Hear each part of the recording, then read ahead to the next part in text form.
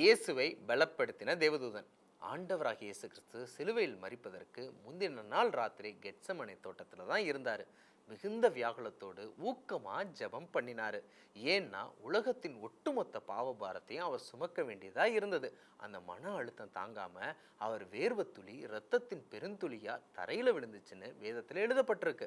அந்த பலவீனமான நேரத்துல வானத்திலிருந்து ஒரு தூதன் தோன்றி அவரை பலப்படுத்தினான் என்று லூக்கா 22 43 எழுதப்பட்டு இருக்குது. இந்த நிகழ்வு லூக்கா சுவிசேஷ புத்தகத்துல மட்டும்தான் பதிவு செய்யப்பட்டு இருப்பதை பார்க்க முடிகிறது. இதுல இருந்து நம்ம கற்றுக்கொள்ளக்கூடிய பாடம் என்னன்னா, நம்ம பலவீனமா இருக்கும்போது பரலோகத்தின் பிதாவினால் வானத்திலிருந்து தேவதூதர்கள் அனுப்பப்படுகிறார்கள் என்பதை புரிந்து கொள்ளலாம்.